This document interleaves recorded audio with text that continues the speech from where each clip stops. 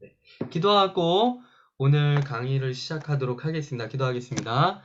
참 고마우신 아버지 하나님, 오늘도 우리와 함께하여 주시고 이렇게 저녁 시간에 성경 파노라마로 모일 수 있게 하여 주시니 참으로 감사드립니다. 아버지 하나님, 이 시간을 통하여서 하나님의 말씀 더욱더 잘 알 수 있게 하여 주시고 잘 아는 만큼 하나님과의 관계가 더욱더 두터워질 수 있게 하여 주시오며 하나님과의 관계가 두터워질수록 우리 주변 사람들을 더욱더 돌아보고 배려하고 사랑할 수 있는 그런 예수님의 신실한 제자 되게 하여 주시옵소서. 예수님의 이름으로 기도합니다. 아멘. 아멘. 자, 오늘은 11강이고요. 11강이고 여러분들께서 가지신 책 120페이지를 펴보시면 되겠습니다. 120페이지. 자, 분열된 두 왕국 모두 하나님을 거역하는 길을 걷습니다. 자, 누구의 죄 때문에 두 동강이 나죠? 솔로. 네, 좋습니다. 솔로몬의 죄 때문에. 예. 여러분 절대 잊으시면 안 돼요. 르호보암의 죄 때문에 그 나라가 이스라엘이 두 동강 나는 게 아니라 솔로몬 때문에 나라가 두 동강이 나는 거예요. 그러니까 여러분들은 기도하실 때 보통 많은 학부모님들이 이렇게 기도를 많이 하십니다. 솔로몬과 같은 지혜를 주시옵시고! 예. 여러분 솔로몬과 같은 지혜를 가지면 여자 밝힙니다. 돈 밝혀요. 명예 밝혀요. 그러니까 여러분들께서 솔로몬과 같은 지혜를 달라고 기도하시는 게 아니라 다니엘과 같은 지혜를 달라고 기도하셔야 됩니다. 그러니까 여러분들이 성경 인물을 잘 보셔야 돼요. 그러니까 처음만 보시는 게 아니라 그 사람의 마지막을 보시는 지혜가 필요합니다. 아무 때나 솔로몬의 지혜 구하시면 안 돼요. 큰일 납니다. 예. 저도 별로 솔로몬을 좋아하진 않아요. 자, 보겠습니다. 분열시대가 있는데, 자, 이렇게 왕관이 두 개로 이렇게 끊어져요. 두 개로 끊어지는데, 자, 왕을 요구할 때 사무엘이 백성들한테 사무엘 상에서 말한 게 있어요. 방어 전쟁을 수행을 해야 되고, 이스라엘을 다스려야 되고, 뭐 이런 것들을 그러니까 이런 것들을 강조해서 말하는데, 그 중에서 왕의 권한 중에 땅을 취할 수 있는 권한, 이게 제일 중요합니다. 땅에 대한 내용이 제일 중요해요. 네. 근데 땅을 취하는 권한 때문에 사회 질서가 무너지게 됩니다. 나중에 북이스라엘의 아합 왕이 나봇의 포도원을 불법으로 취득을 해요. 그것이 이스라엘 사회가 얼마나 망가졌는지를 보여주는 대표적인 사건입니다. 사무엘은 계속해서 말했어요. 선지자 사무엘은 왕을 뽑아봤자 너희들한테 득될 것이 아무것도 없다. 그것을 얘기를 했어요, 이미. 그런데도 뽑았습니다. 솔로몬 사후에 솔로몬의 아들이었던 르호보암이 등극을 합니다. 솔로몬이 죽으니까 백성들이 르호보암한테 와가지고 왕이시여 우리 진짜 힘들어 죽겠으니까 건축 좀 그만합시다. 왕이 만일 건축을 그만하시고 세금 좀 감면해 주시면 우리가 왕을 섬기겠습니다. 그러니까 르호보암이 좋다. 3일 뒤에 와라. 르호보암이 맨 처음에는 솔로몬을 모셨던 그 연세가 있는 연륜이 풍부한 그런 신하들과 의논을 해요. 그러니까 신하들이 하는 말이 왕이시여 저들의 말을 좀 들어주십시오. 그러면 저들이 왕을 섬길 겁니다. 그렇게 얘기를 해요. 근데 르호보암이 그 말을 들으면 참 좋았을 텐데 그 말을 듣지 않고 누구의 말을 듣냐면은 자기랑 같이 자라났던 그 청년들의 말을 듣습니다. 자기 또래 사람들의 말을 들어요. 자기 친구들의 말을. 그러니까 친구들이 하는 말이 왕이시여 왕이 이 나라 짱인데 왜 걔네들의 말대로 합니까? 그렇게 하지 마시고 이렇게 대답을 하십시오. 내 아버지는 채찍으로 너희들을 다스렸지만 나는 전갈 채찍으로 니들을 다스릴 거다. 내 새끼손가락이 우리 아버지의 허리보다 굵다. 그러니까 내 똥 굵다. 그러니까 니들은 이제 나를 모셔야 된다. 그렇게 하십시오. 그러니까 왕의 위엄을 보여주라는 거죠. 그래서 르호보암이 자기랑 같이 자라났던 그 동년배들의 말을 듣습니다. 그러니까 백성들이 너무 화가 나요. 너무 화가 난 거예요. 그래서 이스라엘 지파 중에서 10개의 지파가 등을 돌려버립니다. 그래서 북이스라엘, 남유다 이렇게 나눠져요. 네, 나눠져요. 근데 이 일이 누구에게서부터 났냐? 하나님에게서부터 났다라는 겁니다. 그런데 북이스라엘은 누가 다스렸느냐? 여로보암이라는 사람이 다스리게 됩니다. 여로보암이라는 사람이 다스리게 되는데 여로보암이 고민에 빠져요. 왜냐? 남유다에는 예루살렘 성전이 있습니다.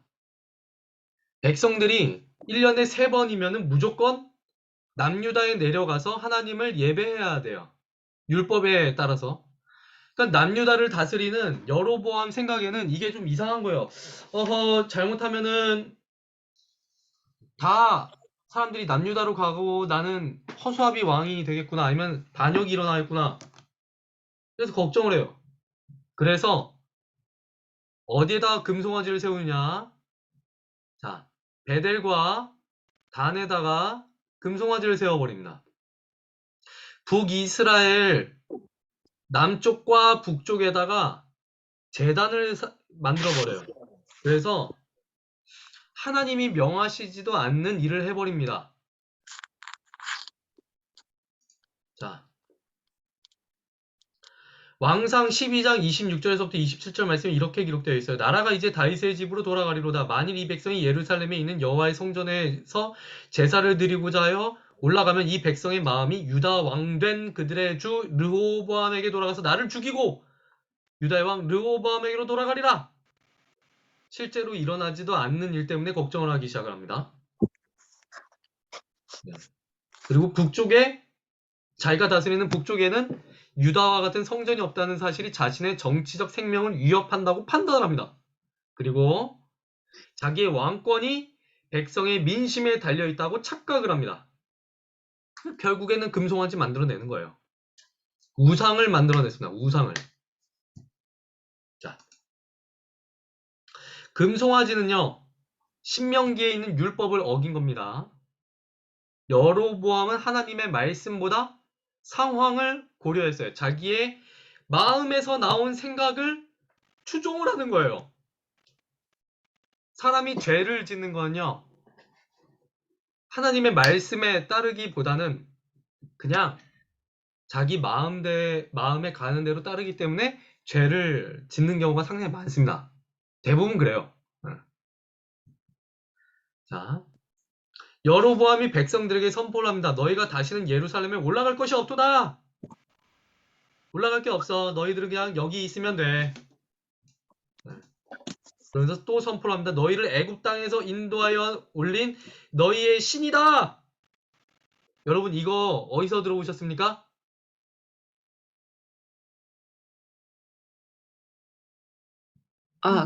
아론이. 네, 그쵸? 모세가 네, 아론. 그죠? 아론이 금송아지 만들. 네, 아론이 아론이 금송아지 만들어내잖아요. 네. 네, 그냥 그때랑 똑같이 된 거예요. 그때랑 똑같이 된 겁니다. 자, 베델과 단은 성소로 여겨지는 곳이었어요. 베델은 야곱이 꿈을 꾸던 장소였고, 단은 사사시대부터 미가의 신상이 있었던 곳입니다. 자기 마음대로 하나님 우상 숭배를 했던, 자기 소견에 옳은 대로 행동을 했던 그런 지역이었어요. 자, 그러니까 왕이 타락을 하니까 백성들도 같이 타락을 하기 시작을 합니다. 이는 그도 범죄하고 이스라엘로 범죄하게 하였음이니라. 그래서 북이스라엘 왕 19명 중에 15명이 여로보암의 길로 갑니다. 그러니까 여로보암을 따라서 우상 숭배를 했다라는 거예요. 무려 19명이. 그런데 나머지 4명은 그럼 찾겠을까? 절대 아닙니다. 나머지 4명도 만만치 않게 우상 숭배를 했어요. 자, 결국엔 아수르한테 망합니다. 그러니까 여러분들이 구약에 있어서 역사서를 읽을 때에 예를 들어서 사무엘 상하, 열왕기 상하, 역대 상하를 읽으실 때에는 이거를 항상 염두에 두고 계시면 돼요. 첫 번째, 솔로몬의 죄 때문에 나라가 두 동강이 났다. 첫 번째는 솔로몬의 죄 때문에 나라가 두 동강이 났다는 거예요. 네. 북이스라엘과 남유다로 나누어졌는데 둘 다 하나님의 말씀을 어깁니다. 이것이 두 번째예요. 두 왕국 모두 다 하나님의 말씀을 따르질 않아요. 그래서 결국엔 북이스라엘은 아수르에게 망하고 남유다는 바벨론에게 망합니다. 이게 세 번째예요. 아수르에게 북이스라엘이 망하고 남유다는 바벨론에게 망한다. 결국 망해버려요. 자, 요 그림을 한번 보시겠습니다. 북이스라엘에는 나라가 두 동강이 나서 북이스라엘에는요 선한 왕이 착한 왕이 하나님의 말씀을 따르는 왕이 단 한 명도 없었어요. 악한 왕만 19명입니다. 유다는 선한 왕이 8명이 있었고요. 악한 왕은 12명이 있었습니다. 표로 정리해보면 요렇게 돼요. 네.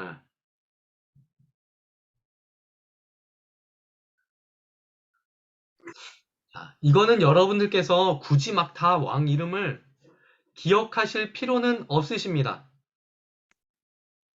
기억하실 필요는 없으세요. 그런데 여기 지금 그 마우스 움직이는 거 보이세요? 남방 왕조 여기 보이시죠? 네.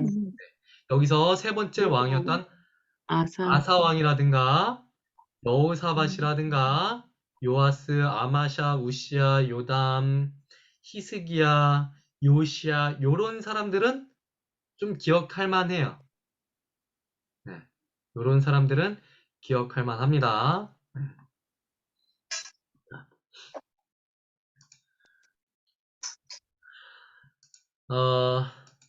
북이스라엘에서 사마리아가 있었어요. 북이스라엘의 수도가 사마리아인데 이거는 여러분들께서 꼭 기억하시면 좋아요. 왜냐하면 사마리아라고 하는 지명은 신약에도 나옵니다. 예수님이 사마리아 여인과 대화를 하시죠. 요한복음 4장에서 사마리아 여인과 대화를 하는데 요한복음 4장을 보시면은 사마리아 여인이 예수님께 이렇게 말을 해요. 유다 사람은 우리들과 사마리아 사람들과 상종을 하지 않아요. 이렇게 대답을 해요. 그런데 사마리아 사람들과 왜 상종을 하지 않느냐? 그건요. 아주 뿌리 깊은 그 역사가 있습니다. 아수르에 의해서 북이스라엘이 침략을 받거든요. 그런데 북이스라엘의 수도였던 사마리아가 아수르 수중에 떨어집니다. 그런데 아수르 사람이 사마리아 지역에다가 다른 민족들을 데려와서 거기서 살게 해요. 그러니까 피가 섞입니다. 피가 섞여요. 이 사람들이 하나님을 섬기지 않습니다. 하나님을 섬기지 않으니까 하나님이 전염병으로 그 사람들을 죽이세요. 그걸 보고 사람들이 두려워서 우리가 하나님을 섬겨야겠다라고 말을 하지만 제대로 또 섬기질 않아요. 제대로 섬기지 않습니다. 그래서 자, 열왕기상 17장 30절에서부터 31절까지 말씀을 보면은 아수르에서는 대표적으로 5민족이 와서 이 사마리아에 거주했다라고 기록이 되어 있는데 역사가 요세푸스에 의하면 이런 말이 또 있습니다. 유대인이 번창하는 것을 보자. 자, 그냥 쉽게 이야기하면은 유대인이 잘 나갈 때는 유다 사람들이 잘 나갈 때는 사마리아 사람들이 와가지고 유다 사람들한테 야 우리는 동족이야. 우리 사이좋게 지내자 이렇게 얘기를 했던 것이고 유다 사람들이 어려움을 겪을 때에는 야 니네들은 우리랑은 피가 달라. 니네들은 우리랑 남남이야. 그렇게 대했다라는 거예요. 그래서 유다 사람들이 사마리아 사람들을 극혐하게 됩니다. 아주 싫어해요. 그런데 이것이 예수님 시대까지 내려오는 거예요. 사마리아 사람들과 유다 사람들의 갈등은 중간기에서 더욱더 두드러지게 나오는데 이 중간기는 말라기에서부터 마태복음까지 있는 그 400년 기간을 말해요. 그 기간 동안에 더욱더 치고받고 싸우게 되는데 이거는 13과 14과에서 다루게 될 거예요. 이거 지금서부터 들으실 필요는 없어요. 아무튼 얘네들이 오랜 시간 동안 사마리아 사람과 유다 사람들이 서로 치고받고 싸우고 있었다. 그러니까 여러분들이 우리나라 보시면 북한 사람들 빨갱이라고 부르잖아요. 되게 싫어하시는 분, 특히 이제 6.25를 겪으시는 어르신들 같은 경우는 북한 사람들 되게 싫어해요. 저 같은 경우는 그 장교로서, 포병 장교로서 DMZ 지역에서 3년 동안 근무를 했어요. 그 걔네들이 그 제가 GP 지역에서 그 4개월 동안 있어 봤는데 걔네들이 저희들한테, 남한 군인들한테 멀리서는 막 이렇게 막 반갑다고 막 이렇게 손을 흔들었어도 GP 밖을 벗어나서 이거 MDL이라고 해서 군사 분계선 그 지역까지 이제 저희가 수색을 들어가는데 수색을 들어가면 만약에 걔네들이 우리를 보게 되면 바로 총부터 쏴요. 그리고 걔네들이 우리랑 거의 목소리가 들릴 지점에서는 우리들한테 쌍욕을 합니다. 네. 서로 되게 싫어했어요. 되게 싫어했어요. 자, 우리나라 사람들이 6.25를 겪은 세대들이라든가 그렇게 좀 처절하게 나라를 지켜본 분들은 북한 사람들을 되게 싫어해요. 빨갱이라고 부르죠. 그런데 이것 이상으로 사마리아 사람들과 유다 사람들은 그것 이상으로 더욱더 심각한 갈등 관계에 있었다라는 거예요. 그러니까 성경을 보실 때 여러분들이 좀 입체적으로 보셔야 됩니다. 아, 그냥 글로 써 있으니까, 아, 이 사람들이 그냥 서로 싫어했구나. 이 정도가 아니라 서로 잡아먹지 못해서 안달인 거예요. 그러니까 예수님께서 비유로 선한 사마리아인에 대해서 말씀을 하셨을 때에는 이건 진짜 있을 수가 없는 일을 말씀하신 거예요. 자, 이런 그 역사적인 이야기가 있습니다. 자, 이런 유래들이 있어요. 그래서 서로 싫어하는 거예요. 넘어갈게요. 자. 영적 각성을 촉구하는 사람들, 이 사람들이 바로 구약에 나오는 선지자들이에요. 선지자들이 나타나가지고 사람들한테 여러분들 제대로 살아야 됩니다. 하나님 말씀에 순종해야 됩니다. 그렇지 않으면 니들 다 죽어요. 이렇게 선포를 했던 사람들이에요. 자, 제가 이거 한번 설명해 드린 적 있었죠? 네. 아십니까? 네. 네. 자, 앞에서 보는 산이 있어요. 옆에서 보는 산이 있습니다. 앞에서 봤을 때는 산이 하나처럼 보이지만 옆에서 돌아가서 보니까 산이 두 개인 거예요. 구약의 예언자들이 사용했던 방식은 먼 미래를 보는 듯 하면서 곧 이어 닥칠 현실 세계, 몇 년 뒤 또는 몇십 년 뒤에 일어날 역사적인 사건들까지 같이 예언을 해버려요. 앞사는 시대의 상황입니다. 뒷사는 종말 사상이에요.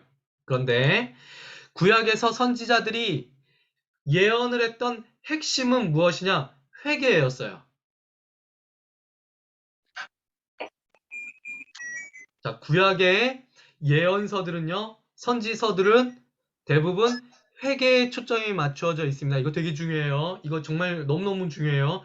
회개에 초점이 맞춰져 있어요. 근데 요한계시록은 어디에 초점이 맞춰져 있다고 말씀드렸죠? 혹시 아니요. 예. 자, 퀴즈. 정말 자, 퀴즈입니다. 자, 요한계시록은 어디에 초점이 맞춰져 있다고요? 정말? 아니요, 정말 아니에요. 구약의 선지자들이 회개에 초점을 맞춰서 예언을 했다면 요한계시록은 어디에 초점이 맞춰져 있다고요? 묵시문학의 초점은 어디입니까? 제리. 제리. 아니에요. 욕심나. 자, 아무도 못 맞추시니까 이거는 그냥 넘어갈게요. 자, 정답을 알려드리면 이거 되게 중요해요. 이거 진짜 너무너무 중요해요. 그래서 제가 지난번에 잊어버리면 안 된다고 말씀을 드렸었는데 괜찮아요. 계속 앞으로 몇 번 더 나올 거예요. 요한계시록의 초점, 묵시문학의 초점은 어디에 맞추어져 있냐면 믿음이에요. 앞으로 여러 가지 환란들이 다가올 것이다. 네. 근데 구약에 있는 선지자들은 어떻게 얘기했냐면 앞으로 여러 가지 환란들이 다가올 것인데 너희들이 회개하면 니들 산다 여기였어요. 그런데 요한계시록 같은 경우는요. 앞으로 여러 가지 환란들이 다가올 것인데 이런 환란을 당해도 믿음 잃지 마라. 그거였어요. 절대로 믿음 잃지 마라. 거기에 초점이 맞춰져 있습니다. 아멘. 자, 여러분, 예, 첫 번째 퀴즈는 다들 못 맞추셨어요. 예, 커피 날라갔네요. 예. 자, 제가 또 퀴즈를 낼게요. 예, 조금 있다가. 괜찮아요. 기회는 또 와요. 예. 자, 분열시대 선지자들 이렇게 한번 보시면 돼요. 이거는 페이지 127페이지에 있습니다. 127페이지를 보시면 북이스라엘에는 요나라든가 호세아 선지자라든가 아모스라는 선지자가 활동하고 있었어요. 그리고 남유다에는 요엘 선지자와 미가 선지자와 이사야 또는 오바댜 선지자가 활동하고 있었습니다. 자, 그러면 우리 조금씩 소선지자들 조금씩 한번 살펴보도록 할게요. 그러니까 여러분들은 진짜. 이거를 제가 지금부터 드리는 말씀을 들으시면서 무조건 머리에 다 넣는다 이렇게 생각하시면 안 돼요. 그럼 너무 복잡해져요.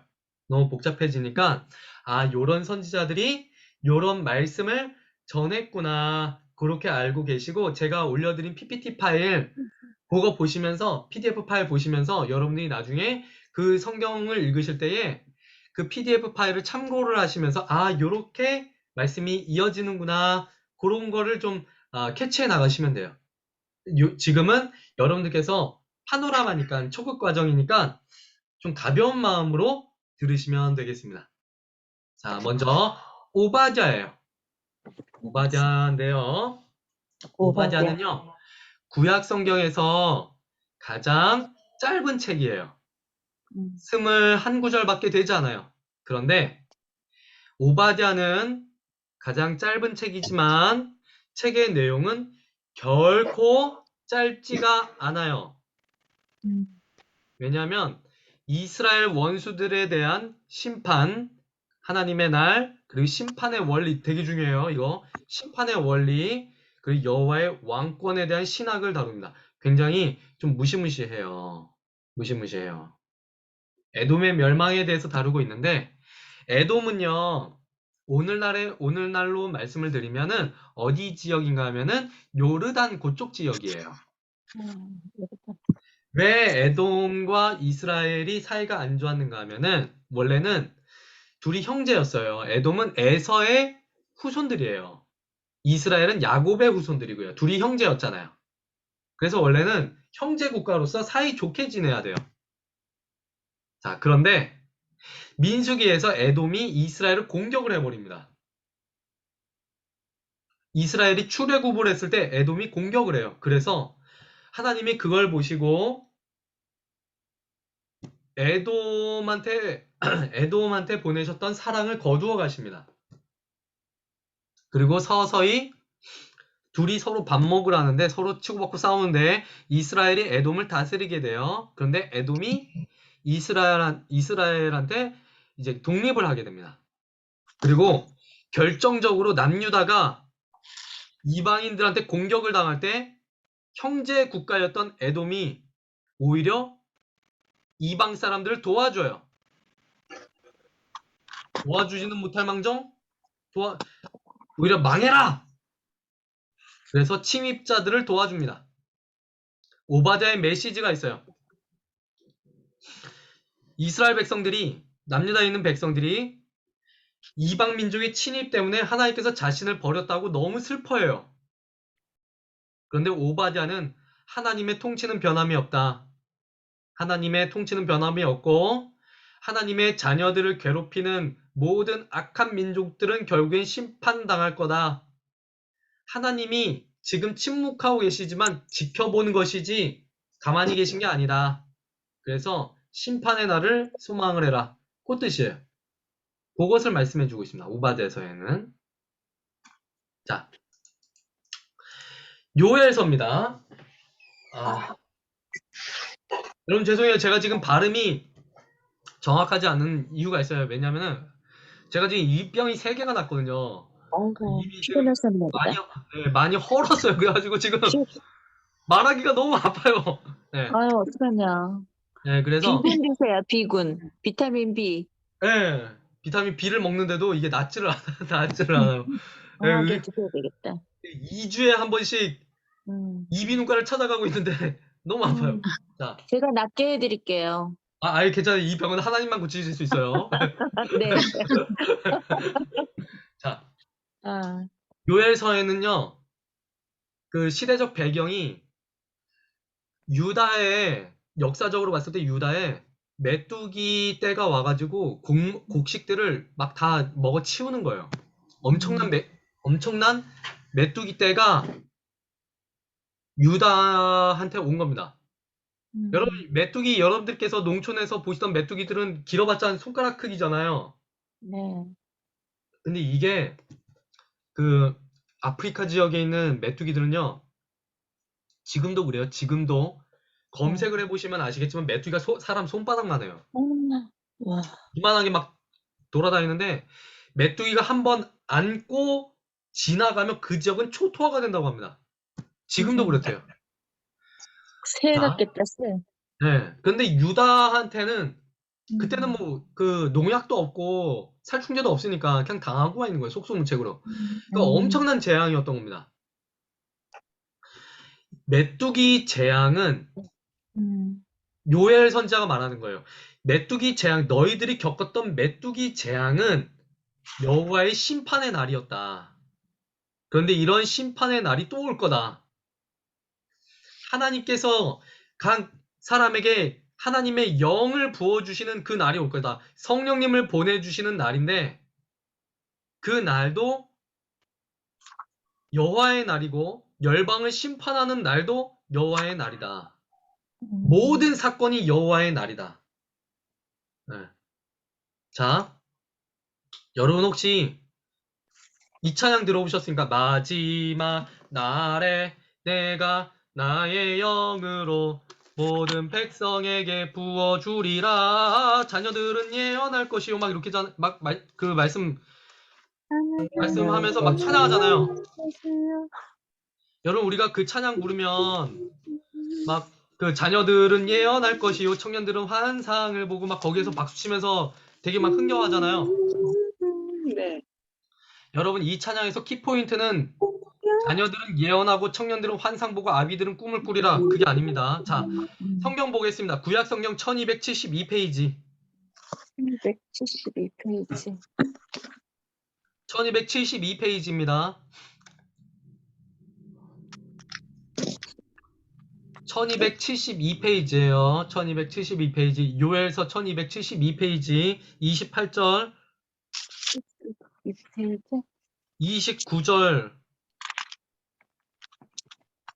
28절, 29절 제가 읽어드리겠습니다. 그 후에 내가 내 영을 만민에게 부어주리니 너희 자녀들이 장래일을 말할 것이며 너희 늙은이는 꿈을 꾸며 너희 젊은이는 이상을 볼 것이며 그때 내가 또 내 영을 남종과 여종에게 부어줄 것이며 라고 되어 있죠. 네. 그죠? 여러분 여기에서 여러 가지 동사들이 나오는데 제일 중요한 주동사가 있어요. 히브리에서 문법 중에서 제일 중요한 주동사는 무엇이냐? 여기에서 말하는 주동사는 부어줄 것이다예요. 이 구절들에서 가장 중요한 건 부어주다입니다. 이 구절에서 하나님께서 강조하시고자 하는 것, 그리고 우리가 새겨들어야 되는 건 부어주신다는 거예요. 부어주다. 중요한 거는 예언하고 꿈꾸고 환상 보고 이게 아니라는 겁니다. 은사를 중요하게 생각하는 사람들은 예언하고 환상 보고 꿈꾸고 이게 너무나도 막 신나시겠지만 이게 중요한 게 아니에요. 여호와의 날에 제일 중요한 건 하나님이 성령을 부어주시는 건데 왜 부어주시다는 게 중요한가? 자, 여러분이 한번 생각을 해보세요. 붓다, 부어주다라고 하는 동사는 어디에 사용이 돼요? 뭐 할 때 쓰입니까? 채 물, 뭔가 액체를 물을 위에서부터 아래로 떨어뜨릴 때 그때 사용하죠. 네. 구약 시대에는 부어주다라는 말은 보통 물을 붓다 또는 기름 붓다에 사용해요. 자, 기름을 붓는 거는 제사장 임명을 할 때 또는 왕을 임명을 할 때 그 행사를 할 때 제사장을 임명을 할 때 왕을 임명할 때 그 행사를 할 때 사용하던 제스처였습니다. 물을 사람한테 붓는 거는 뭐 할 때 사용하면 사람을 정결할 때 쓰이는 거예요. 깨끗하게 하면서. 사람을 깨끗하게 할 때. 그러니까 하나님께서 성령을 부어주시는 거예요. 뭐 할 때 왜 부어주십니까?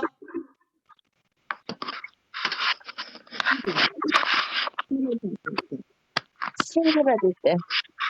자, 세례 받을 때. 하나님이 사람에게 성령을 왜 부어주실까요? 깨끗하게 하기 위해서. 자, 사람을 죄를 정결하게 하시기 위해서 여러분 이거는 정결하고 죄를 여러, 사워주시고. 여러분 이거는 별 5개가 아니라 별 50개를 쳐도 모자라는 부분입니다. 네. 여기 128페이지에다가 여러분 정리하실 수 있으면 꼭 정리를 꼭 해주세요. 자, 제일 중요한 건 요엘서에서의 핵심은 성령을 부어주시겠다고 하시는 건데 부어주시는 목적이 무엇이냐? 정결하게 하시려는 거예요. 하나님의 백성들을 정결하게 하시려는 겁니다. 이렇게 해주시는. 여러분 정결하지 않는 사람이 예언할 수 있습니까? 아니요. 예언할 수 있어요. 그게 어디에서 나타나냐? 마태복음 7장입니다. 거짓 선지자들이 말세에 거짓 선지자들이 거짓 하나님의 사역자들이 사람을 꾀기 위해서 예언하고 환상 보고 꿈을 꿀 수 있고 여러 가지 기적을 베풀 수 있어요. 마태복음 7장에 나옵니다.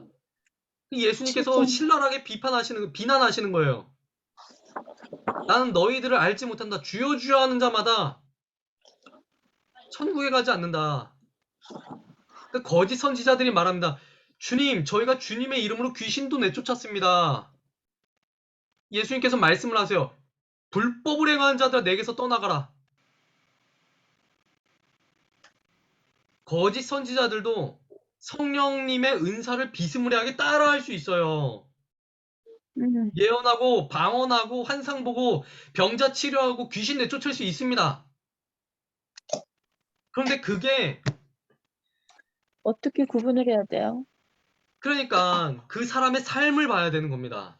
음. 그 삶은 어디에서 나타났냐? 그 사람의 정결함에서 나타나는 거예요. 그래서 하나님께서 성령을 부어주시는 게 매우 중요한 거예요.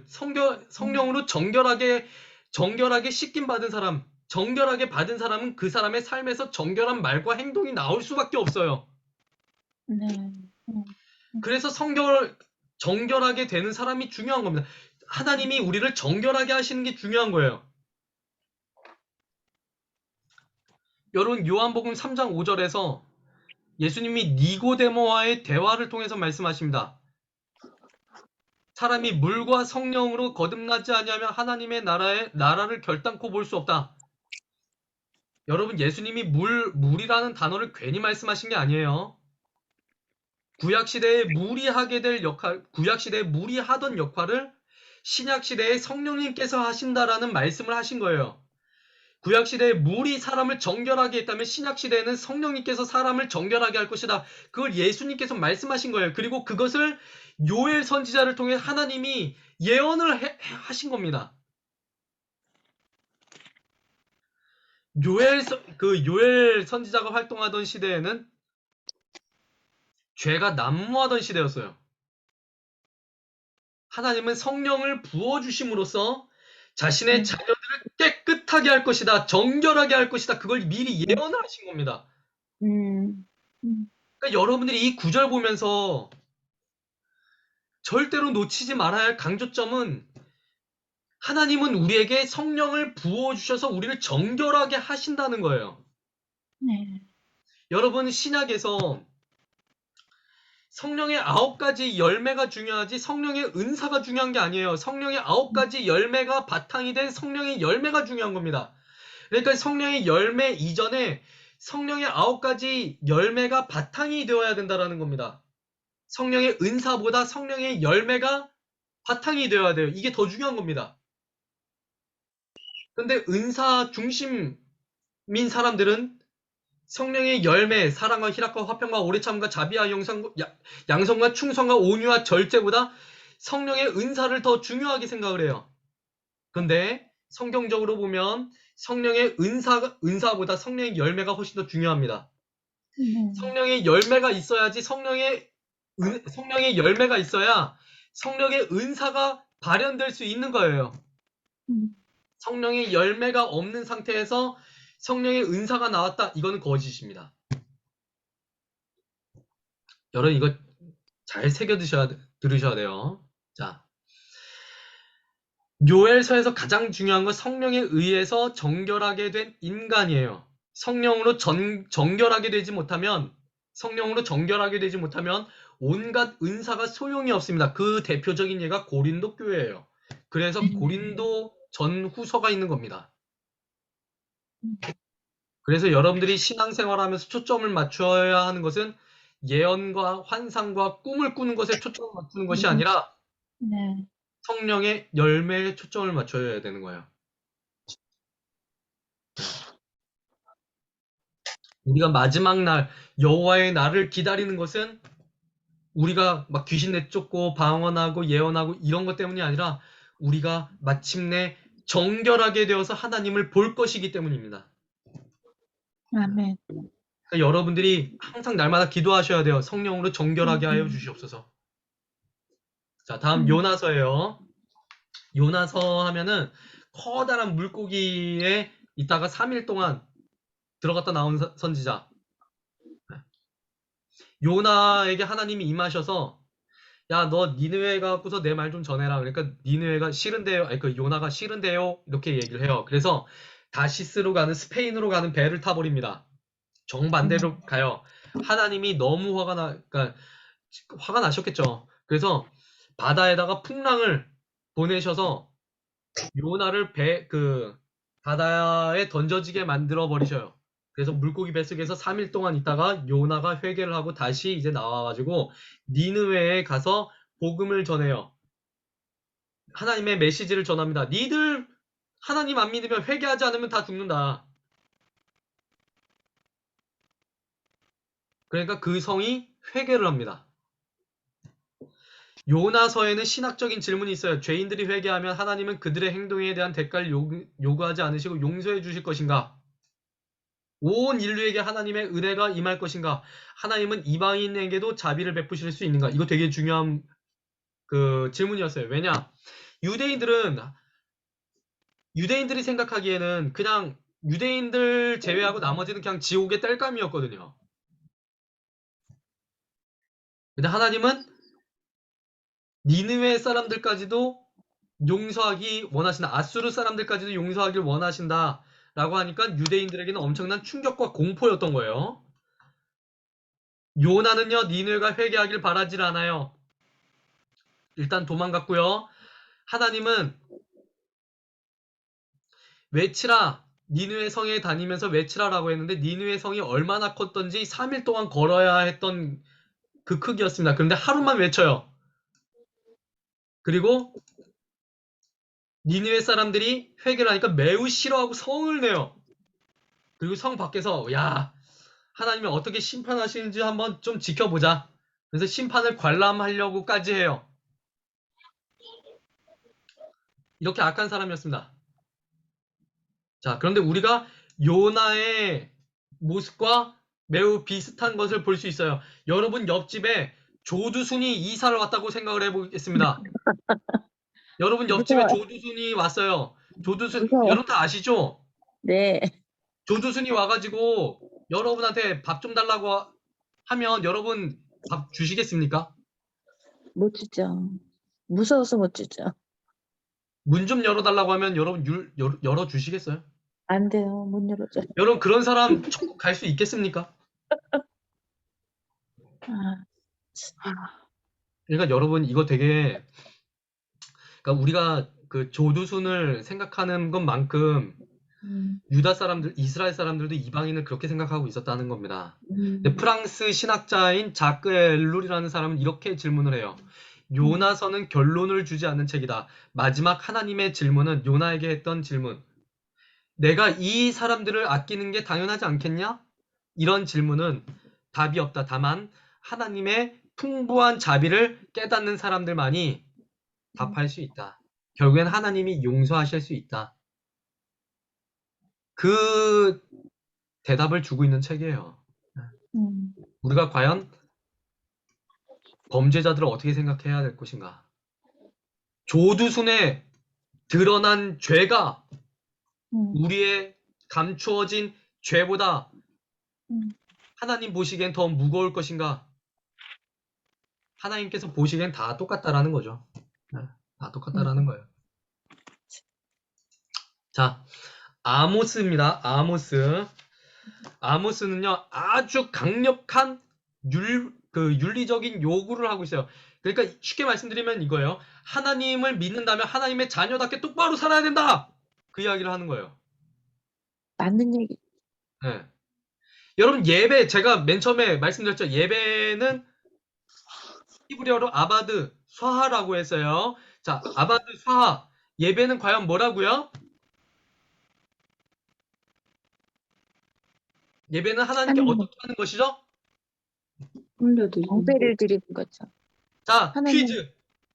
예배는 하나님께 어떻게 하는 거라고요? 올려드리는 신뢰. 자, 김미정 지사님, 예, 예, 어떤 네, 거라고요? 순종하는 거. 네, 장명환 지사님 순종. 맞추셨습니다. 축하드립니다. 자, 예배는요, 하나님께 순종하다, 하나님께 복종하다라는 뜻을 가지고 있어요. 여러분, 이거 잊어버리시면 안 돼요. 나중에 제가 요한복음 말씀드릴 때 또 말씀드릴 겁니다. 여러분들 기억하시는지 못 기억하시는지 또 말씀드릴 거예요. 또 나와요. 근데 이게 예배, 삶의 예배가 다 무너진 거예요. 다 무너진 거예요. 그러니까 하나님께 예배 드린다고 하면서 주변 사람들한테 선을 행하지 않아요. 하나님이 원하시는 사회 정의와 공평과 배려와 사랑 이런 게 다 무너져 버린 거예요. 다 무너져 버렸어요. 그러니까 아모스 같은 선지자가 나타나가지고 신랄하게 비판합니다. 아주 신랄하게 까요. 자, 첫 번째는 예배 형식부터 비난을 합니다. 너희들이 하나님과 우상을 동시에 섬긴다. 너희들이 하나님과 우상을 동시에 섬기고 있다. 하나님의 집이 우상 숭배의 집이 되어버렸다. 자, 잘못된 예배는 드리지 않음만 못합니다. 하나님이 받으시는 예배는 말씀에 따라서 주님이 원하시는 방식대로 드려야만 해요. 그 예배를 드리는데 예배를 드리는 목적이 하나님의 영광을 위한 목적이 아니에요. 하나님을 찬양하고 하나님께 순종합니다, 복종합니다. 이거를 나타내기 위한 목적이 아닌 거예요. 네. 예배가 변질이 된 겁니다. 더 깊게 설명은 안 드릴게요. 네. 자, 그래서 여러분들께서 예배를 드릴 때마다 항상 끊임없이 질문하셔야 됩니다. 우리가 드리는 예배는 과연 누구를 위한 예배인가? 그걸 좀 생각을 해보셔야 되고, 두 번째는 예배가 형식화가 되어버린 겁니다. 아모스서 4장 4절에서 5절 말씀 한번 보겠습니다. 자, 구약성경 1278페이지 1278페이지 구약성경 1278페이지 읽어보겠습니다. 너희는 베델에 가서 범죄하며 길가에 가서 죄를 더하면 아침마다 너희 희생을 3일마다 너희 11조를 드리며 누룩 넣은 것을 불살라 수은제로 드리며 낙헌제를 소리내어 선포하려무나 이스라엘 자손들아 이것이 너희가 기뻐하는 바니라 주 여호와의 말씀이니라. 여러분 이거는요 현대식으로 번역하면 이렇게 되는 겁니다. 교회에 가서 죄 짓고 기도원에 가서 반역해라. 새벽 기도 때마다 헌금 드리고 매 예배 때마다 11조를 드려봐라. 또한 드리는 감사 헌금에 대해서 남들에게 떠벌려봐라. 하나님이 니들한테 퍽도 잘해주실 거다. 그런 의미입니다. 왜 하나님이 분노하실까? 사람들이 하나님께 드리는 예배를 형식화시켜 버렸기 때문입니다. 형식만 중요하게 여기고 삶의 예배가 완전히 다 무너져 버린 거예요. 가난한 사람들의 돈을 착취를 해서 그 돈으로 예배를 그 헌금을 드리는 걸 하나님이 기뻐하실까요? 그렇지 않습니다. 형제들에게 고리대금을 해서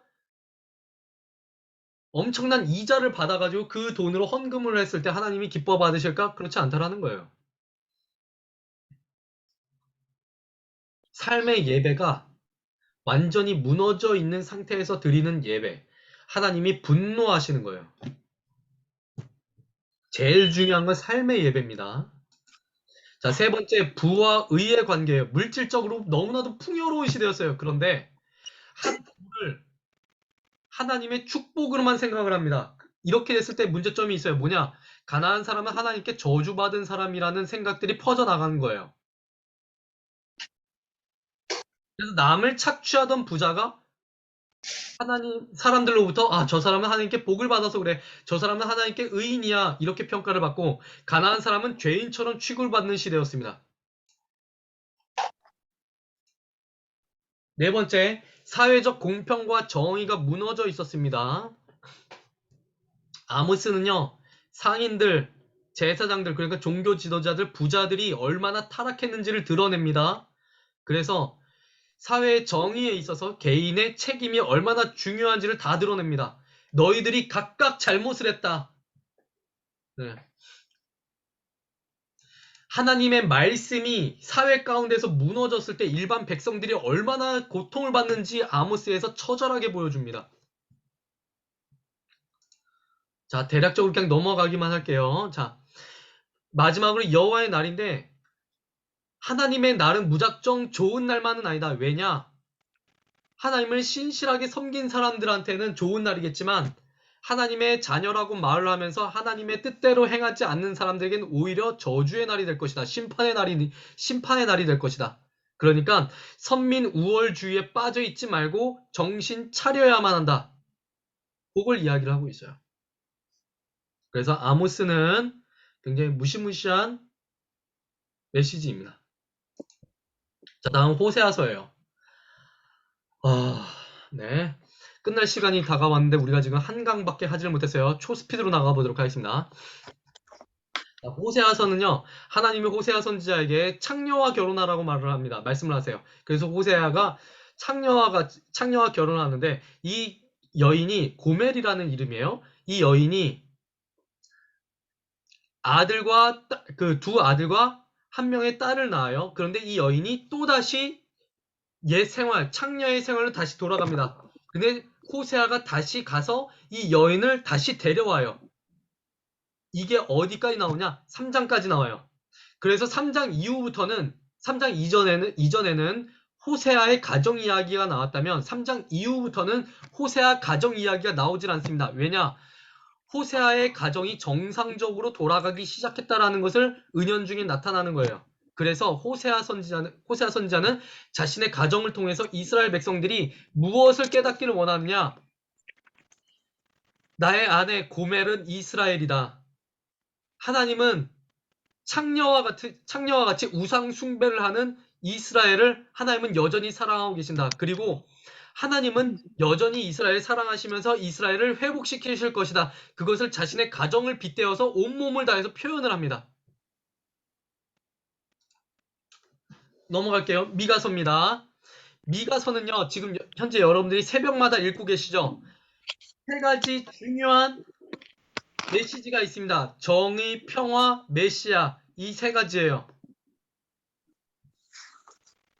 미가서의 핵심은 6장 8절입니다.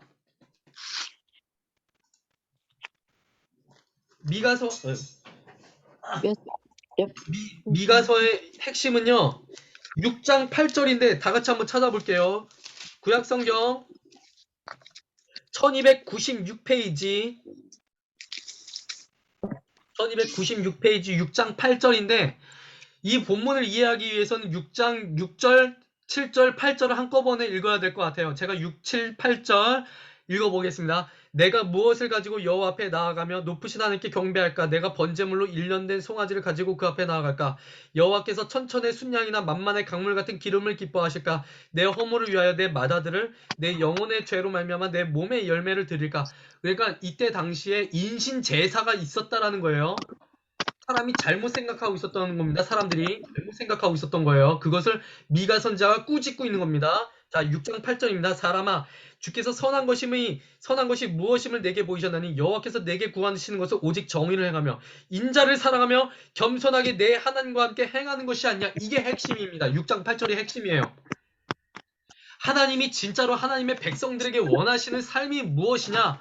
하나님의 말씀에 따라가는 삶이라는 거예요. 예배하는 삶이라는 겁니다. 예배하는 삶.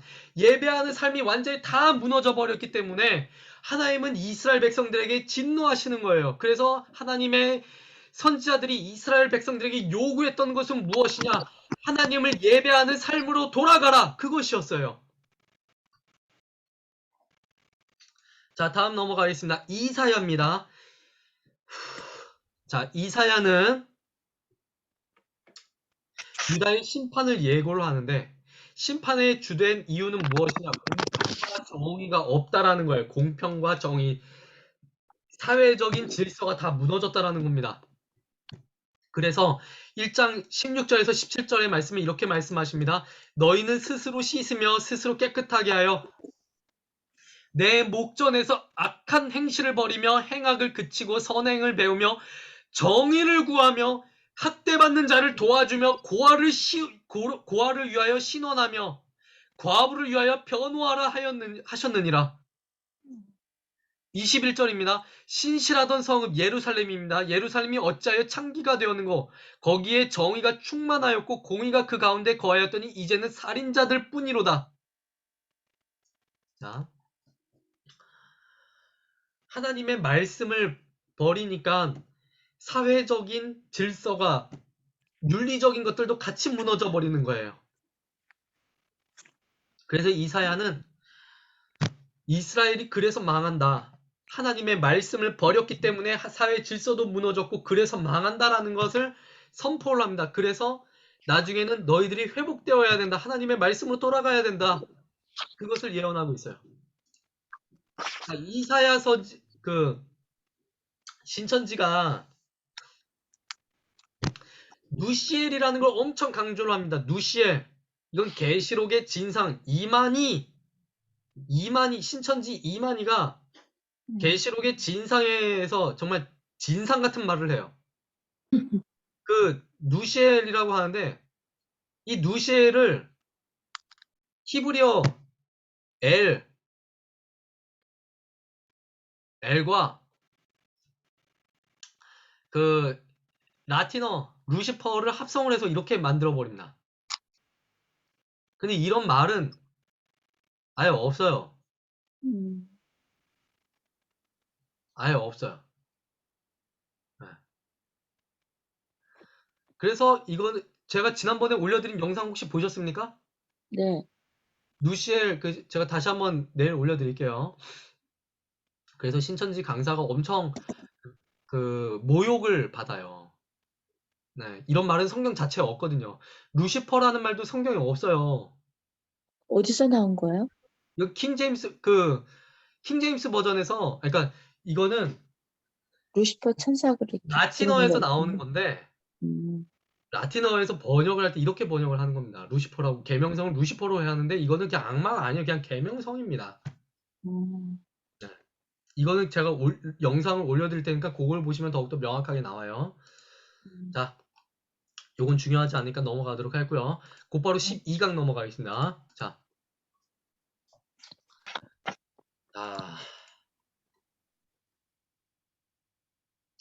자, 포로 시대 선지자들이 아까는 분열 시대였다면 지금은 이제 포로 시대, 포로로 끌려갔을 때, 자, 북이스라엘은 완전히 망했어요. 자, 나훔이라는 선지자가 포로 시대 활동을 했다면, 유다 때는, 포로 시대 때는 남유다에 다니엘이 있었고요. 에스겔이 있었고 하박국이 있었고 스바냐가 있었고 예레미야가 있었습니다. 자, 이건 아수르 제국의 땅덩어리였어요. 아수르 제국이 이만큼 다스렸는데 나중에는 페르시아 같은 경우가 여기 이런. 그 거의 이 유럽 지역을 거의 다 먹다시피 해요. 그거는 뭐 나중에 한번 설명드릴게요. 자, 아수르가 이만큼 땅덩어리를 먹었는데 이거는 뭘 보여주느냐면은 아수르 왕이 정복한 나라의 왕의 눈을 뽑고 신하들의 입을 꿰맨 것을 그리는 거예요. 이게 아직도 남아있어요. 아시리아가 그만큼 잔혹했다라는 걸 보여줍니다. 아시리아가 북이스라엘을 멸망시켰어요. 자, 네. 나훔서는요, 특이하게도 소망의 메시지는 나오지 않습니다. 오로지 일방적인 심판만을 말해요. 그래서 혐오 찬송으로 취급하기도 합니다. 메시지는 뭐냐? 아수르 망할 거다. 그리고 주님의 백성들에게 구원이 임할 거다. 그 이야기를 하고 있습니다. 다음 스바냐예요. 스바냐. 스바냐는 구약의 어떤 선지자보다 여호와의 날이라는 주제를 다루고 있는데 이 날을 이방 사람들만 준비하는 것이 아니라 유다 사람들도 같이 준비해야 된다. 그걸 이야기를 합니다. 하나님의 백성이지만 의롭게 살아가야 한다. 그것을 말해주고 있습니다.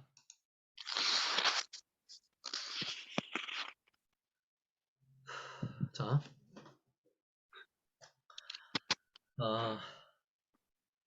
예레미야를 한번 보도록 할게요. 자,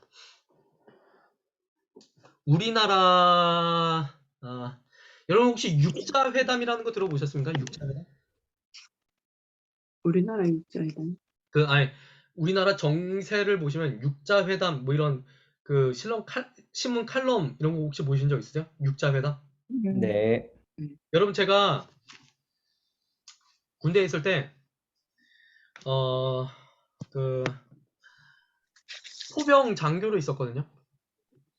일반 군목으로 있는 게 아니라 군대 목사로 있는 게 아니라 포병 장교로 있었어요. 그래서 제가 여러 가지 막 파견도 많이 다녀봤는데 제가 군대에서 뼈저리게 느낀 게 있습니다. 전쟁이 일어나려면 북한이 우리나라에 그냥 막 미사일 쏜다고 해서 전쟁이 갑자기 일어나는 게 아닙니다.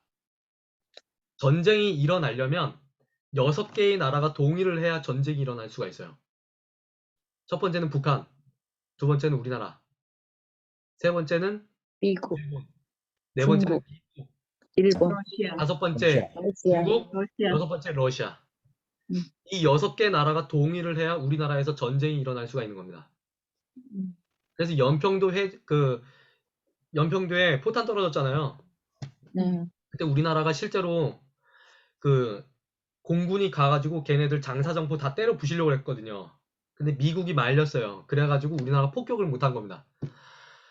6개의 나라가 합의를 해야지만 우리 한반도에서 전쟁이 날 수가 있어요. 이걸 육자회담이라고 부릅니다. 자, 네. 그런데 이스라엘 같은 경우가 딱 그 꼴이에요. 아수르와 바빌론과 이집트에 끼어 있었어요. 그러니까 이스라엘로서는 여기 눈치 보고 또 저기 눈치 보고 막 그래야 되는 거예요. 이러지도 못하고 저러지도 못하고 까딱 잘못하다가 여기 편 들었다가는 저쪽에서 내려와가지고 왕을 폐위시켜버리니까 어떻게 할 수가 없는 거예요. 눈치 봐야 되는 거예요. 그런 상황에서 자 이집트가 요시아의 뒤를 이어서 왕이 된 여호아하스라는 왕을 폐위시켜버립니다. 그리고 자기 친 이집트파였던 여호야김을 왕으로 세워버려요. 그런데 여호야김을 또 누가 와서 폐위시키냐? 바벨론이 이제 와가지고 폐위를 시켜버려요. 왕을 세웠다 하면은 남쪽에서 치고 올라가고 북쪽에서 또 치고 내려오고 막 난리가 나는 거예요. 결국에는 바벨론이 시드기야라는 왕을 세워버립니다. 남유다의 왕으로 세워버려요. 시드기야가 바빌론한테 반항을 하니까 바벨론이 유다를 멸망시켜 버립니다. 이게 대략적인 틀이에요. 대략적인 틀입니다. 그러니까 남유다로서는 이집트의 눈치도 봐야 됐고, 바벨론의 눈치도 봐야 됐고, 아수르의 눈치도 봐야 됐고, 막 여러 가지 눈치로 봐야 되는 그런 상황에서 왕이 까딱 잘못하면 막 폐위가 되는 그런 상황에서 예레미야가 활동을 했다는 겁니다. 예레미야는 하나님의 말씀을 전하는데, 예레미야가 말씀을 전해요. 여러분, 바벨론한테 항복하십시오. 그래야 여러분들이 삽니다. 바벨론한테 항복하는 게 하나님의 뜻입니다. 그러니까 우리나라 식으로 따지면 여러분 일본한테 항복해야 됩니다. 일본한테 우리가 붙어야 우리가 살 수 있습니다. 그럼 여러분 우리나라 사람들 그 목사님이 만약에 그렇게 했다면 여러분 그 사람 뭐라고 불러요? 외국노. 매국노라고 부르죠. 예레미야도 마찬가지입니다. 근데 사람들한테 엄청나게 핍박을 많이 당했어요. 네. 그래서 구덩이에 갇힙니다. 구덩이에 갇히는데 진흙구덩이에요. 역사적인 문헌에 따르면 이 구덩이에서는 일주일 동안 사람이 버티질 못해요. 왜냐? 사람의 살이 썩어 들어가요. 네. 그래서 예레미야가 이곳에 갇혔는데, 그러니까 물 없는 웅덩이에 갇혔다라고 하는데, 사실 그냥 예레미야 보고 죽으라고 그냥 한 거예요. 결국에는 예레미야가 구출이 됩니다. 그리고 결국엔 예루살렘이 또 함락을 당해요. 근데 바벨론이 와가지고, 바벨론 군대 장관이 와가지고, 예레미야야, 너는 친 바벨론파니까 우리랑 같이 바벨론으로 가자. 내가 너 잘 먹고 잘 살게 해줄게. 근데 예레미야가 따라가질 않아요. 근데 친 이집트파가 와가지고 예레미야를 끌고 이집트로 내려가 버립니다. 그래서 예레미야는 이집트에 가서 숨을 거두게 돼요. 참 불행한 선지자가 아닐 수가 없습니다. 그렇게 해서 예레미야가 자신의 민족을 위해서 눈물을 많이 흘려요. 그래서 눈물의 선지자라고도 부릅니다. 네. 자, 하박국 볼게요. 하박국을 보시면 여러분 혹시 이 찬양 들어보셨어요? 무화과 나뭇잎이 마르고 막 포도 열매가 없으며 감람나무 열매 그치고 막 이렇게 탬버린 치고 막 부르잖아요. 여러분 이 찬양은 절대로 탬버린 치면서 흥겹게 부를 수 있는 노래가 아닙니다. 이 찬양은요 거의 나라가 망해가는 그 현실을 보면서 하박국 선지자가 부르는 거예요. 자, 하박국 선지자가 말을 합니다. 우리가 얼마나 주님의 정의를 기다려야 됩니까? 하박국 1장 3, 4절을 보시면 아십니다. 내 눈으로 보이는 게 지금 선지자의 눈으로 보이는 게 강포와 그런 여러 가지 여인들에게 있는 뭐 압제와 뭐 강간과 아마 여러 가지 막 그런 것들입니다. 하나님 도대체 어떻게 하시려고 하는 겁니까? 그러니까 하나님 말씀하세요. 바벨론의 군대가 온다. 하박국이 이해가 안 되는 거예요. 어떻게 악한 바벨론의 군대를 사용하려고 하십니까? 하나님이 또 대답을 하십니다. 걔네들도 벌 받을 거야. 그러나 의인은 믿음으로 말미암아 살 것이다. 하나님의 주권이 나타납니다. 자, 그러니까 하박국이 결국에는 이렇게 고백을 해요. 나라가 초토화가 돼도 우리에게 남아있는 것이 아무것도 없다 하더라도 저는 하나님을 기다리겠습니다. 무화과 나뭇잎이 마르고 포도 열매가 없고 감람나무 열매 그치고 외양간에 송아지 없어도 우리의 양떼가 없어도 나는 하나님으로 인해서 기뻐할 것입니다. 하나님이 나만의 우리의 구원이 될 것이기 때문입니다. 그 노래를 하는 거예요. 네. 절대 흥겹게 부를 만한 찬양 가사가 아닙니다. 네. 자, 다니엘입니다. 다니엘. 여러분, 그 자녀들을 위해서 기도하실 때 솔로몬과 같은 지혜를 달라고 기도하시는 게 아니라 다니엘과 같은 지혜를 달라고 꼭 기도하셔야 됩니다. 네. 다니엘과 같은 명수랑. 다니엘. 다니엘과 같은 지혜를 달라고 기도하셔야 되는데, 큰 스토리를 말씀을 드리면은, 자,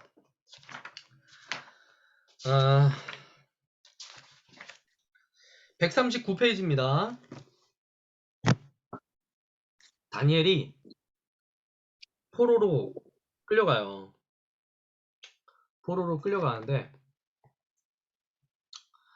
다니엘이 똑똑해요. 얼굴도 잘생겼어요. 근데 하자가 있습니다. 뭐였죠?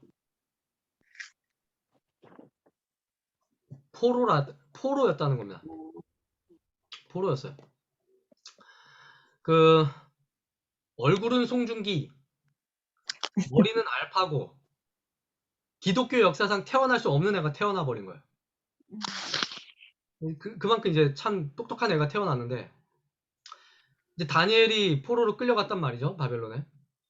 근데 하루는 이제 느부갓네살 왕이 꿈을 꿔요. 꿈을 꾸고 나서 온 나라에 속한 점쟁이들을 부릅니다. 점쟁이들한테 이제 말을 해요. 얘들아, 내가 꿈을 꿨어. 근데 내 꿈 좀 해몽해주지 않겠니? 점쟁이들이 말을 해요. 왕이시여, 그러면 꿈의 내용을 좀 알려주십시오. 우리들이 해석을 좀 해줄게요. 그러니까 왕이 말을 합니다. 아니야, 그거는 니들이 알아서 해야 할 거야. 자, 한번 내가 꾼 꿈에 대해서 한번 맞춰볼래? 점쟁이들이 황당한 겁니다. 아니, 꿈 내용도 안 알려주고 어떻게 그 꿈을 해몽하라고 합니까? 이런 일은 공서고금에 있지도 않은 일이에요. 왕이 화가 납니다. 야, 니들은 지금까지 나한테 사기치고 있었다. 나한테 이 꿈의 해몽을 나한테 보이지 않으면 내가 니들 몸을 쪼갤 것이다. 다 죽일 거야. 그렇게 얘기를 해버려요. 난리가 납니다. 근데 그 죽임을 당하게 된 사람들 중에 누가 있었냐? 다니엘과 세 친구들이 있었던 거예요. 그 다니엘과 세 친구들이 죽임을 당할 뻔하다가 하나님이 다니엘에게 지혜를 주세요. 그래서 왕 앞에 가서 꿈 얘기를 합니다. 왕이시여, 우리가 제가 그 꿈을 알게 해드리겠습니다. 자, 꿈은 이러합니다. 다니엘서 2장 31절입니다. 구약성경 1234페이지 1, 2, 3, 4. 네. 왕이여, 왕이 한 큰 신상을 보셨나이다. 32절 보니까 그 우상의 머리는 순금이요, 가슴과 두 팔은 은이요, 배와 넓적다리는 노시요, 그 종아리는 쇠요, 그 발은 얼마는 쇠요, 얼마는 진흙이었나이다. 또 왕이 보신즉 손대지 아니한 돌이 나와서 신상의 쇠와 진흙의 발을 쳐서 부서뜨리매, 그때 쇠와 진흙과 녹과 은과 금이 다 부서져 여름타작 마당의 겨같이 되어 바람에 불려간 곳이 없었고 우상을 친 돌은 태산을 이루어 온 세계에 가득하였나이다. 이 꿈의 내용은 뭐냐면은,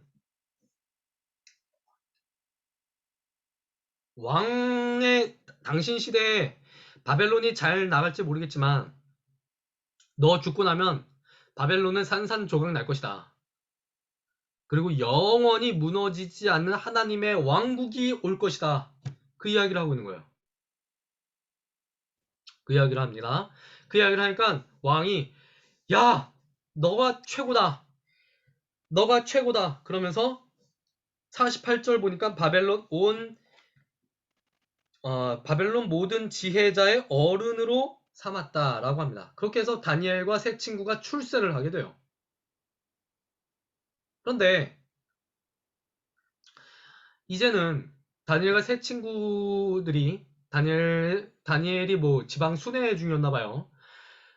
왕이 금 신상을 만드는데 이 신상 앞에 절하지 않으면 누구든지 불로 태워 죽인다.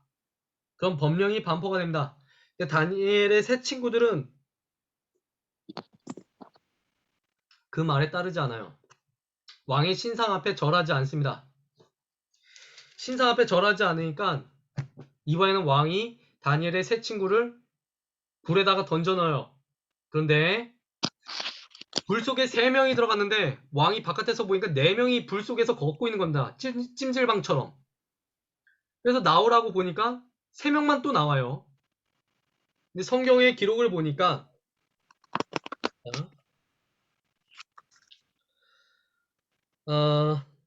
다니엘서 3장 25절을 보니까 왕이 또 말하여 이르되 내가 보니 결박되지 아니한 4사람이 불 가운데로 다니는데 상하지도 아니하였고 그 넷째의 모양은 신들의 아들과 같도다 하고 하나님이 천사를 보내주셔서 다니엘의 세 친구를 살려주십니다. 이렇게 해서 다니엘과 3명의 친구들이 바벨론에서 더욱더 높임을 받게 돼요. 그 후에 바벨론 왕이 교만하여져서 이 모든 것이 다 내 거야, 내 손으로 만든 거야, 내 업적이야 이렇게 말하다가 짐승처럼 7년을 보냅니다. 7년 동안 보내요. 짐승처럼 살다가 나중에 다시 지혜가 돌아와서 하나님을 높이게 되고 그 후에 일어났던 벨사살 왕이 예루살렘 성전에서 가져온 성전 기물을 가지고 음주 가물을 즐기다가 하나님 앞에 심판받아서 그날 밤에 죽게 됩니다. 다리오 왕 때에 다니엘이 왕만을 섬겨야 되는데 하나님을 섬겼다고 해서 사자굴 속에 들어갔다가 사자랑 같이 하룻밤 동안 지냈다가 다시 나오게 돼요. 그리고 다니엘을 모함했던 사람들이 잡혀 죽임을 당하게 됩니다. 그리고 나서 다니엘서 7장부터 환상이 시작이 돼요. 7장부터 환상이 시작이 되는데 이거는 종말의 때를 7장 이후부터는 요한계시록과 비슷하게 흘러갑니다. 그래서 다니엘도 묵시문학으로 들어가기도 해요.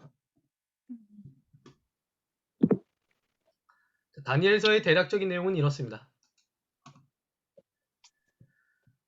자, 에스겔서입니다.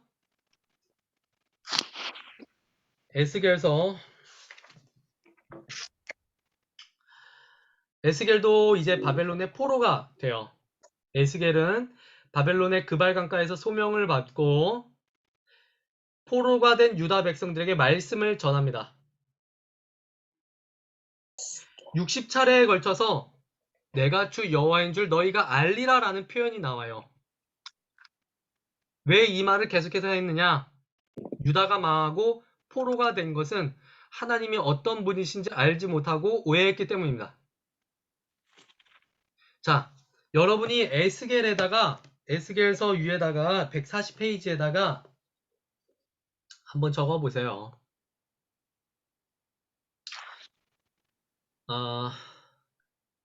첫 번째, 이스라엘의 포로.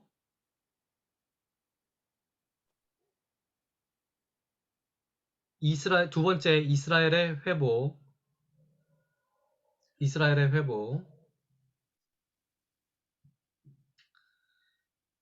세 번째,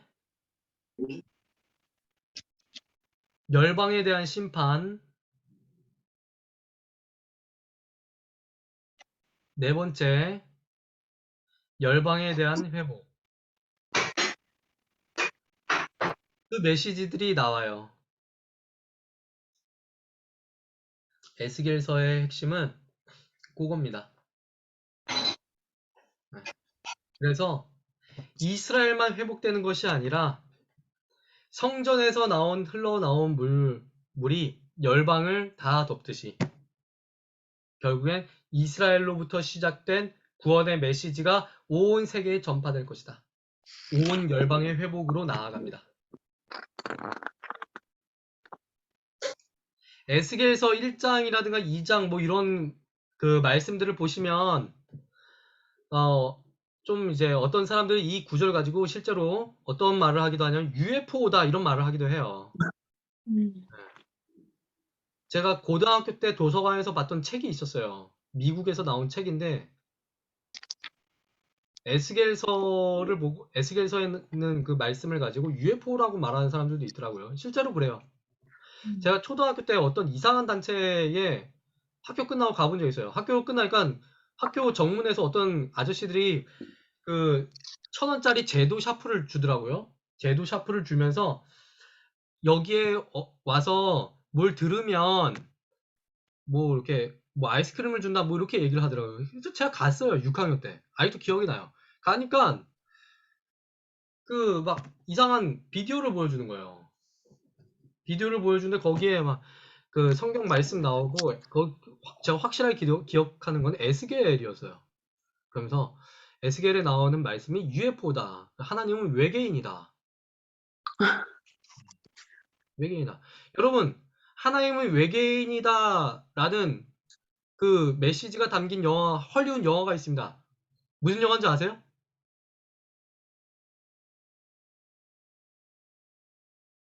프로메테우스입니다. 프로메테우스라는 영화 보셨어요?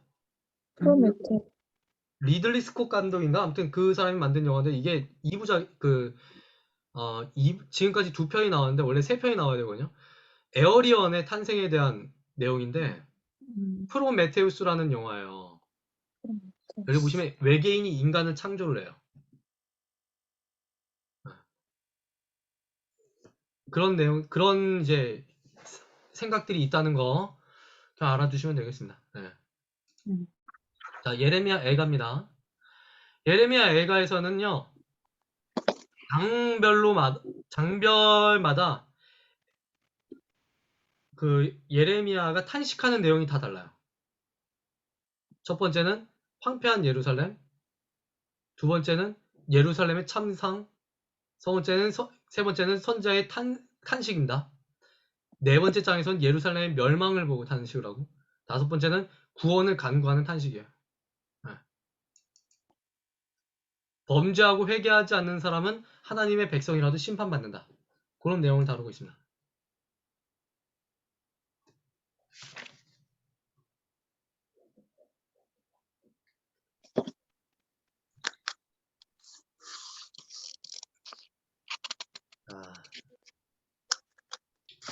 오늘 여기까지 하도록 하겠는데요. 여러분 혹시 질문 있으십니까?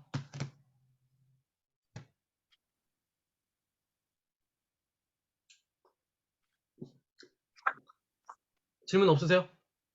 네. 네, 질문 진짜 없으신 거죠?